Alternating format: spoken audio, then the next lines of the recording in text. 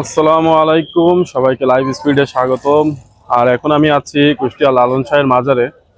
এটা মাজারের যে মঞ্চ, সেই মঞ্চ এরিয়া। এই যে আপনাদেরকে দেখাচ্ছি, এই যে পিছনেই সেই মঞ্চ। এই যে এটাতে কিন্তু নাচ গান হয়। লালন মঞ্চ দেখতে পাচ্ছেন, লেখা আছে। এখন অবশ্য লালনের মিউজিকের সময় না, যার কারণে এখন ফাঁকা। তারপর আজকে অবশ্য শুক্রবারে মানুষ বিভিন্ন জায়গা থেকে আসে ঘুরতে।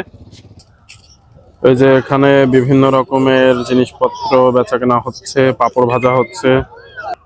তারপর একটা বাটপাড়ি দেখায়, এই দেখেন এখানে হাত দেখা হচ্ছে।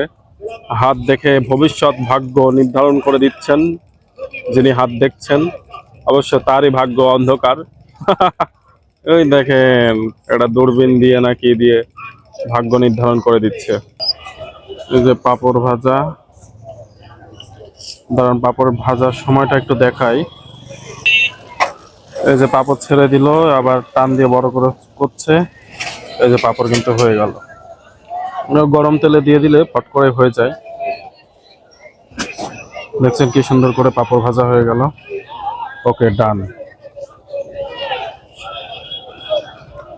এইটা হচ্ছে লালনের পুকুর, মাছ ধরছে সবাই। ওই যে ওই পাশেও মাছ ধরছে।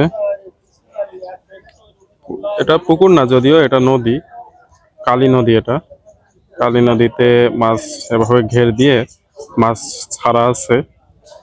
তো বিকেলে সবাই এখানে বসে, সুন্দর পরিবেশ। তো এই হচ্ছে লালনের ভিতরে ঢুকলাম।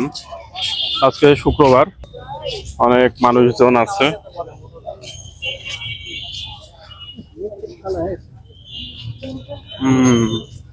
যদিও এখন সন্ধ্যা হয়ে যাচ্ছে,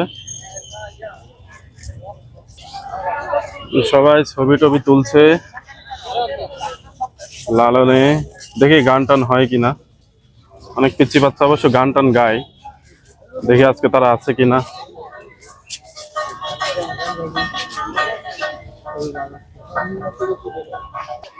এই হচ্ছে লালনের মাজার। আর এই হচ্ছে সেই বিশিষ্ট ব্যক্তিবর্গ যারা শুয়ে আছেন এখানে।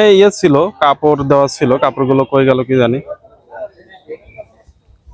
এইটা হচ্ছে লালনের মূল মাজার, মানে মাজার যেটা লালন যেখানে শায়িত আছেন সেটা।